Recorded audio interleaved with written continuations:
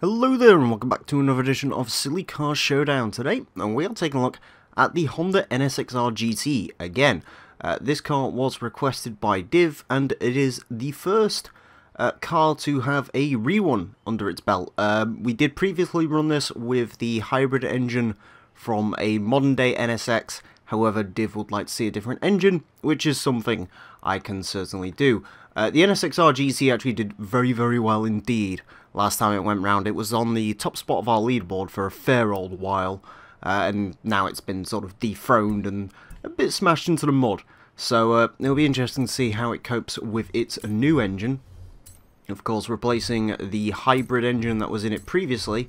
There is still a lot of engines for this: 3.2 inline 6, 6.2 litre V8, the Turbo Rally, which is a weird one, the Ariel Atoms V8 engine, the twin turbo hybrid that we used last time, or there's the V8 racing engine, which is what Div wants, so that's what Div is going to get. Now, interestingly enough, this should be pretty interesting, because this engine is assumedly lighter than the hybrid one, just because it doesn't have all the hybrid gunk to go with it. So PI-wise, we're probably looking like this is going to be higher than it was previously. 255 tyres on the front, 315s on rear. I'm not sure if having the option of track out was a thing when this car was run last time, because I know they added that option to 100 additional cars recently. So yeah, either way, it's getting it this time around. I believe the PI of this last time around with a hybrid engine was S2940, somewhere in that region. And it looks like we are going to be a much higher PI this time round. Of course, the NSX, very agile car, pretty lightweight, so it's going to have a really good power to weight ratio here. So there we go, put all that in. Right, start building the power and see what PI we get up to. We're not making massive jumps, which I can't say is particularly, what's the word I'm looking for? Ooh, that does drop the PI a bit, but we'll go with it anyway. Yeah, not making massive PI jumps, but there you go. 1,356 horsepower, 1,021 foot-pound torque, 2,554 pounds of weight, 3.3 seconds to 60 top speed of 200 miles per hour. I'm assuming that might be gearbox limited, so I'm just checking. Okay, no, the hybrid engine is actually very slightly lighter. Interesting.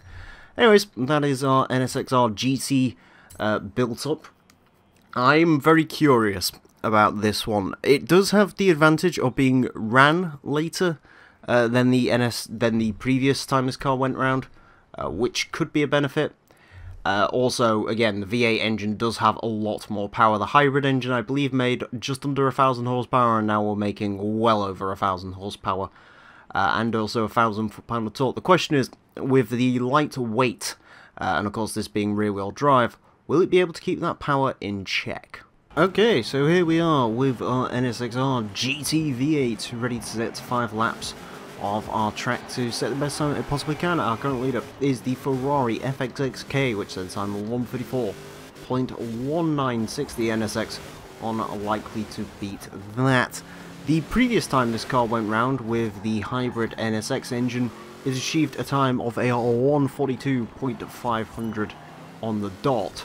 So it'd be interesting to see sort of what this car can do with its newfound power, although of course that newfound power does result in some extra weight, and also well, very slightly extra weight. And of course, extra power doesn't always mean a car will be quicker. Sometimes it may become less controllable as the result of having more power, and this certainly does. It has about a 400 horsepower increase on what the hybrid version of this vehicle did. In terms, oh my god, the straight line speed is very quick, very quick. In fact, that's like 4 double down levels of straight line speed down the old Glasgow smile there. So well done to the NSX for that. I've got to admit, driving it feels very skittish. Does not feel like the most secure of car. You can definitely sort of tell when something like the turbo is kicking into this car. Also, I forgot to turn all the hood elements off, which is wonderful. I'll do that next time round. Brakes are very good, which is good because they need to be, considering the the lightened weight of this vehicle. The first light brown though, this looks like it is going to be pretty quick. A 1:45.273 starts us off, which does put it towards the top end of the leaderboard. As I said, interestingly enough, with the NSX, is it was actually our leaderboard leader for a fair old while, but now it's all the way down in 11th place. I believe it was the Lamborghini V12 which dethroned this car. Of course, that car would end up staying at the top of the leaderboard for the longest car. Oh, that is the longest reign we've had so far. I believe that lasted a total of 20 episodes. Be interesting to see if our Ferrari FXXK can manage that. Oop. That was unfortunate. I think that's the first time I've actually ever crashed a car there, so go me. Yeah, I don't think this is going to beat the FXXK. Again, the interesting question with this car is, can it beat the previous time it set with its hybrid power plant? And again, as a rerun, I will say this one's pretty good, you know. The one thing with the NSX-R GT is it was quite a... It was an active car, certainly. It felt like it was doing a lot, but in terms of overall controllability, it was actually pretty good. This time around, though, with this engine, it does not feel quite as secure in the handling department, but it definitely is a lot quicker in a straight line. You know, I think the hybrid NSX was at most getting like 160 down that straight, whereas this is, you know, getting closer to 180, which is a marked increase, it has to be said. Even on this lap where we had a bit of a colossal cock-up, it's still a very quick lap indeed for the NSX-R. Yeah, this car is stupidly quick in a straight line. The 7.2 litre V8 is a pretty interesting engine swap. As sort of an overall engine in this game, it might be the best one.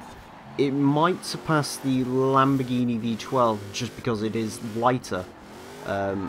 It's not that much less powerful than that Lamborghini V12. You know, you're losing 150 horsepower, but you are losing a fair amount of pounds when it comes to this engine. So, for some cars, the 7.2 litre V8 can actually be the better engine. And of course, in terms of its stock capabilities, it is more powerful stock. Less torque. Well, actually, no, it has more torque, I believe, as well.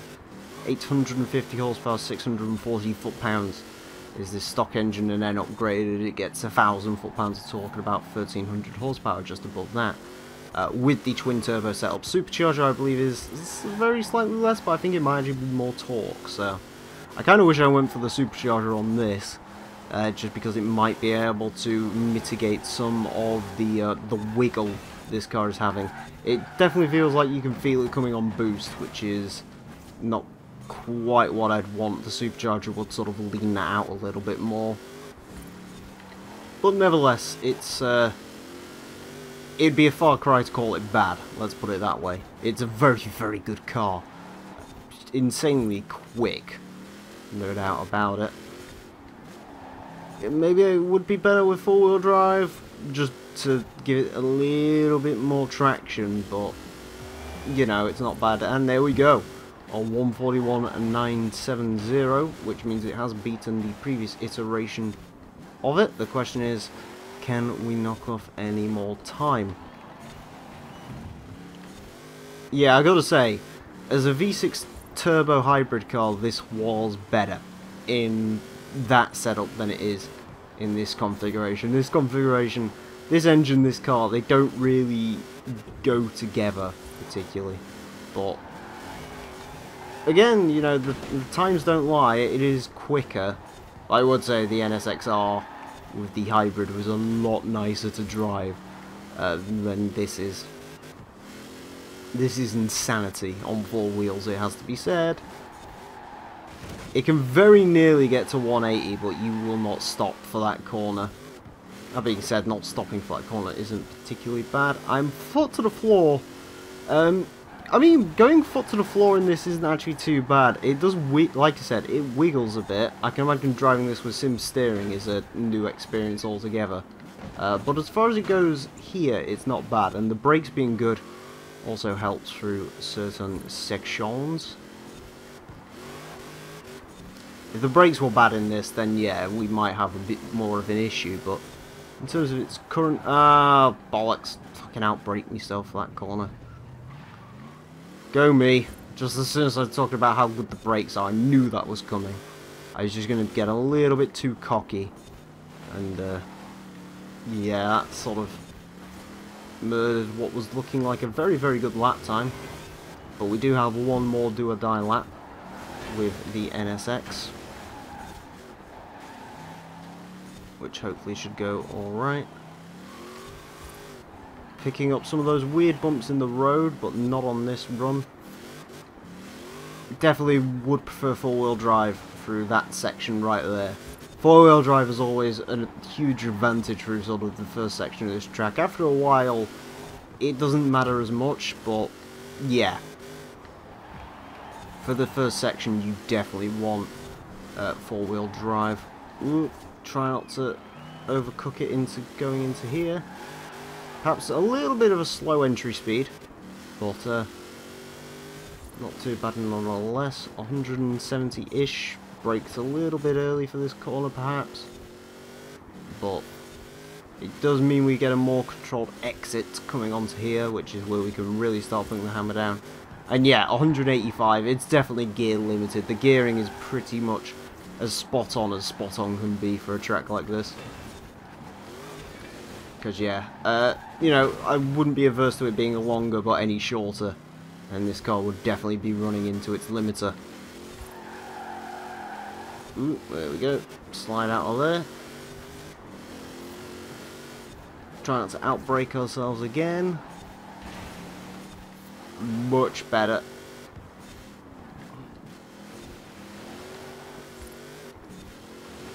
A little bit of a slide.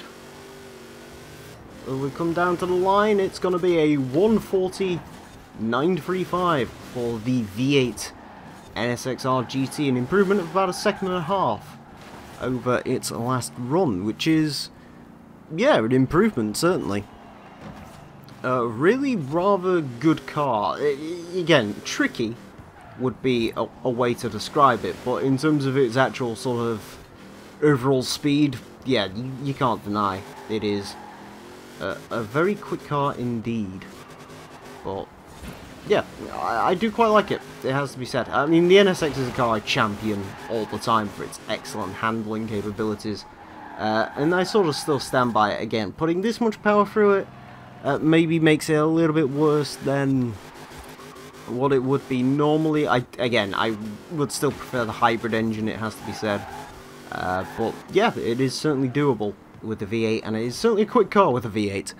Anyways, a 149.35 will put it into 9th place.